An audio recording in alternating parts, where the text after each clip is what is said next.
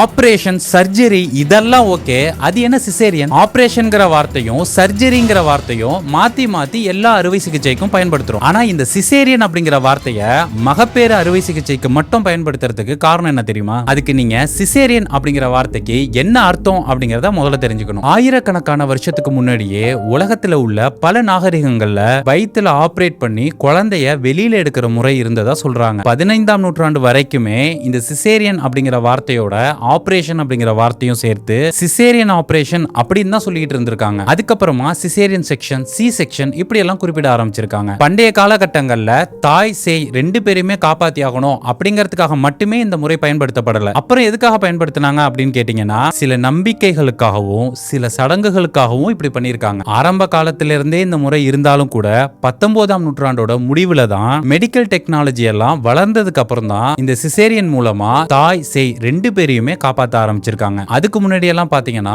பெரும்பாலும் யாராவது ஒருத்தரை தான் காப்பாற்ற முடிஞ்சிருக்கு, அல்லது ரெண்டு பேருமே கூட இறந்து போற சூழ்நிலை இருந்திருக்கு. உதாரணத்துக்கு கிமு 8ஆம் நூற்றாண்டுல ரோமானிய பேரரசனா இருந்த நூமா பாம்பிலியஸ் அவரோட நாட்டுல ஒரு சட்டத்தை போட்டிருந்தாரு. இப்ப எதுக்குப்பா அந்த உதாரணத்துக்கு ரோமுக்கெல்லாம் போற அப்படின்னு நீங்க கேட்கலாம். அது ஏன்னா இந்த சிசேரியனுக்கு பதில் அங்கதான் இருக்கு. சரி, இப்போ நம்ம அந்த சட்டத்தை பத்தி பார்ப்போம். நான் முன்னாடியே சொன்ன மாதிரி இந்த சுகப்பிரசவத்துல ஏதாவது காம்ப்ளிகேஷன் வரும்போது அந்த காலகட்டங்கள்ல எல்லாம் அவங்களால வயிற்றுல ஆபரேட் பண்ணி தாய் சேய் ரெண்டு பேரையுமே சேர்ந்து காப்பாற்ற முடியாது. அப்படி இருந்தாலும் அவங்க அந்த கர்ப்பிணி பொண்ணு இறந்துட்டாலும், ஏன் வயிற்றுக்குள்ள இருக்கிற அந்த குழந்தையும் இறந்துட்டாலும் கண்டிப்பா சிசேரியன் பண்ணுவாங்க. அதாவது அந்த தாயோட வயிற்றுல இருக்கிற அந்த குழந்தைய ஆபரேட் பண்ணி வெளியே எடுப்பாங்க. அப்படி எடுத்து தாய் சேய் ரெண்டு பேரையும் தனித்தனியா தான் புதைக்கணும் அப்படிங்கிறது தான் அந்த சட்டம். இதே ரோம்ல நூமா பாம்பிலியஸ்க்கு அப்புறமா வந்த பேரரசர் தான் ஜூலியஸ் சீசர். இவர் பிறக்கும் போது இவரை அறுவை சிகிச்சை செஞ்சுதான் வெளியே எடுத்தாங்க.